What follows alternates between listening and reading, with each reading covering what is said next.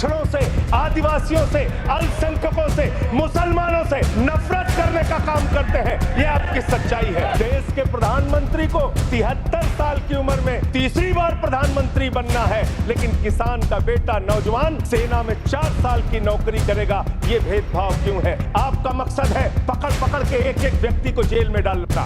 आपने दिल्ली के मुख्यमंत्री को, जिनकी शुगर 36 बार 50 से नीचे जा चुकी है, आपने दिल्ली के मुख्यमंत्री को पकड़ के जेल में डाल दिया। आप एक एक विपक्ष के नेता को पकड़ पकड़ के जेल में डालते हैं। आदरणीय नरेंद्र मोदी जी की सरकार अगली योजना लेके आएगी कि इस देश के नौजवानों को मुफ्त में 5 करोड़ कटोरा बांटा जाएगा। भीख मांगो योजना, भीख मांगो योजना लाने का काम ये लोग करेंगे। मान्यवर, इस देश में आपने अर्थव्यवस्था को लेकर कहा पांचवी बड़ी अर्थव्यवस्था है। वो 5वीं बड़ी अर्थव्यवस्था का लाभ किसको मिल रहा है? आपके चंद पूंजीपति मित्रों को, जिसका 16 लाख करोड़ रुपए आपने माफ किया, जो हजारों करोड़ लूटकर हिंदुस्तान से चले गए। मान्यवर, मैं बड़ी विनम्रता पूर्वक कहना चाहता हूं, मित्रों बड़ी डिलीटेड जी, डिफिकल्टी। ठीक है सर। मान्यवर, मैं बड़ी विनम्रता पूर्वक आपके माध्यम से पूछना चाहता हूं, क्या इस देश की अर्थव्यवस्था में रेहड़ी पटरी वालों का कोई योगदान नहीं? जो 10 करोड़ रेहड़ी पटरी वाले पूरे देश में हैं, उनका कोई योगदान नहीं है क्या? मान्यवर, वो भी सरकार को टैक्स भरते हैं। आपकी सरकार उनको भी फूटी आंख से देखना नहीं चाहती। आपने रेहड़ी पटरी वालों को कहा अपने नाम के आगे नेम प्लेट लगाओ, अपने नाम के आगे नेम प्लेट लगाओ। हिंदुओं की, मुसलमान, दलितों के पीछे आदिवासी हो, क्या हो ये बताओ। मैं पूछना चाहता हूं, आपके माध्यम से सरकार के कहना चाहता हूं, मान्यवर, अगर नेम प्लेट लगवाना है तो लगवाइए गले में नेम प्लेट। नीरव मोदी के गले में नेम प्लेट लगवाइए कि 20,000 करोड़ रुपए हिंदुस्तान का वो बाकी है। लगवाइए नेम प्लेट। 10,000 करोड़ रुपए विजय माल्या हिंदुस्तान का बाकी है। लगवाइए नेम प्लेट गले में ललित मोदी के कि 3,000 करोड़ रुपए हिंदुस्तान का लूट के भाग गया।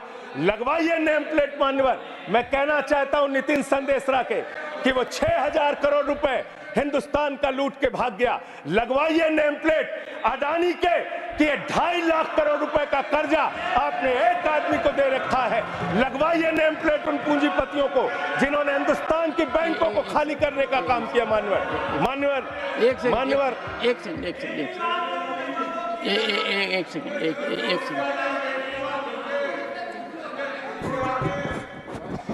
एक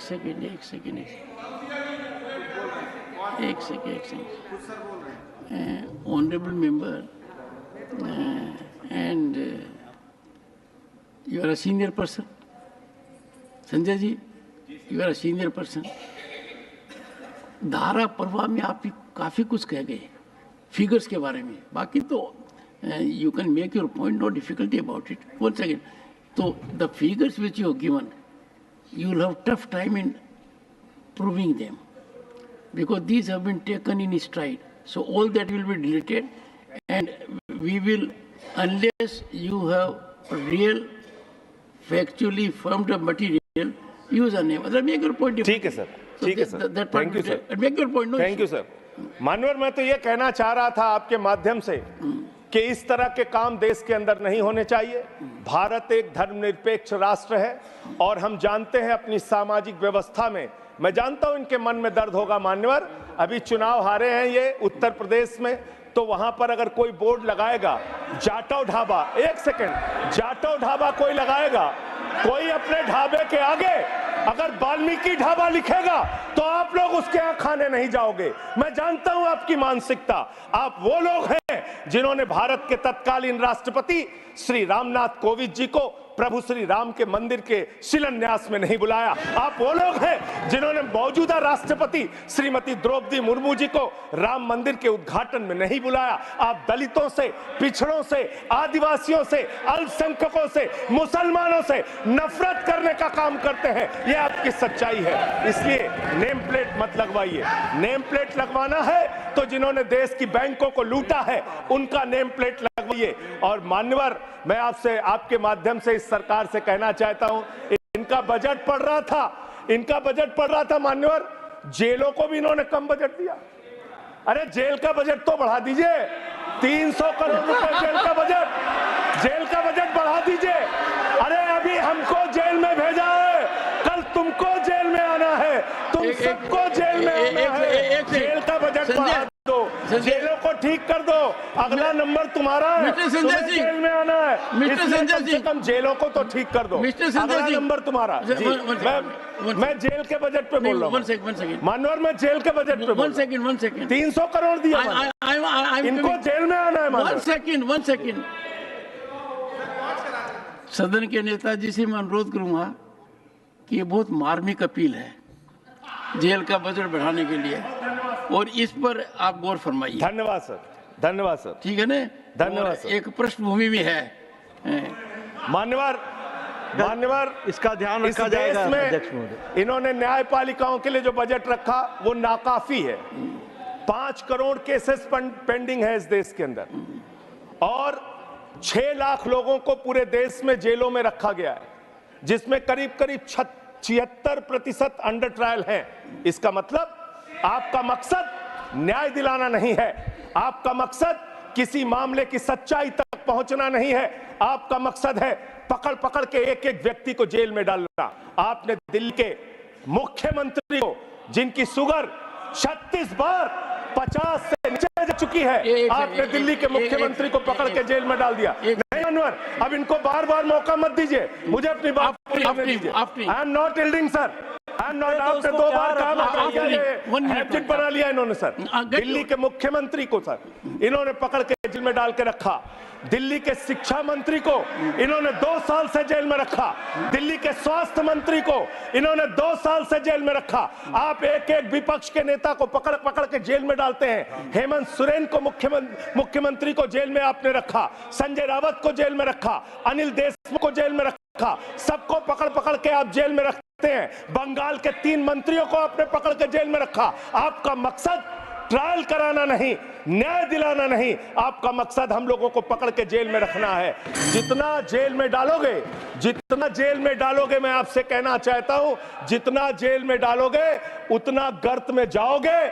जिसने भी ये राजनीति की है उसका समापन हो गया है। अभी 240 पे पहुंचे हो, कल 24 पे पहुंचोगे, इसके बाद 2 पे भी आओगे। मैं तो 1-2 मिनट और मैं बस अपनी बात खत्म करूंगा, मेरे टाइम से उसको काट लीजिएगा। मान्यवर, भेदभाव की बात, सबसे भेदभाव इनको करना है। मुसलमानों से भेदभाव, सिखों से भेदभाव, ईसाइयों से भेदभाव, दलितों से भेदभाव, पिछड़ों से भेदभाव, और अब राज्यों से भेदभाव, राज्यों से भी भेदभाव, महिलाओं से भेदभाव, राज्यों से भेदभाव। क्या भेदभाव किया सर इन्होंने? 2,32,000 करोड़ रुपए, 2,32,000 करोड़ रुपए दिल्ली के लोगों ने सरकार के केंद्रीय खजाने में टैक्स के रूप में दिया, जीएसटी और इनकम टैक्स के रूप में। बदले में हमको कितना मिलता है? 0। 9 साल से आप दिल्ली को बजट नहीं देते। पंजाब के लोग, बस मेरे में से काट लीजिएगा सर, 1-2 मिनट काट लीजिए, पार्टी के उसमें से काट लीजिएगा। पंजाब के लिए सर, पंजाब का किसान अपना खून पसीना बहा के खेत में गेहूं पैदा करता है, धान पैदा करता है। आपने 8,000 करोड़ रुपए पंजाब के विकास का पैसा रोक रखा है, विपक्ष के राज्यों का पैसा आपने रोक रखा है। ये भेदभाव क्यों कर रहे हैं आप क्यों कर रहे हैं? आप लिखते हैं राज्यों के विकास से देश का विकास है, क्या आप राज्यों का विकास कर रहे हैं? एक एक करके टारगेट करके विपक्षी राज्यों के साथ आपने भेदभाव करने का काम किया। और अंत में कोई मुझे कह रहा था सारे बजट किए, शिक्षा के बजट भी आपने कम कर दिया। मैंने इन लोगों से कहा शिक्षा से इनका कोई लेना देना नहीं है, शिक्षा से इनका कोई लेना देना नहीं। मान्यवर, क्यों लेना देना नहीं है? क्योंकि दिल्ली विश्वविद्यालय में मनुस्मृति पढ़ाने जा रहे हैं ये लोग। मनुस्मृति पढ़ाएंगे कि दलितों के, पिछड़ों के, जिनको आप शूद्र कहते हैं, अगर वो श्लोक सुन लेंगे तो उनके कान में पारा आप कैसे डालेंगे? ये पढ़ाई आप कराने जा रहे हैं दिल्ली विश्वविद्यालय में, ये पढ़ाई आप कराने जा रहे हैं। इसलिए मान्यवर, मैं आपसे यही कहना चाहता हूं, ये बजट हिंदुस्तान के किसान के खिलाफ है, ये बजट हिंदुस्तान के नौजवान के खिलाफ है, ये बजट हिंदुस्तान के व्यापारियों के खिलाफ है, ये बजट सिर्फ और सिर्फ मोदी जी के मित्रों के लिए बनाया गया है, मित्रों के लिए बनाया गया है, मित्रों के लिए बनाया गया।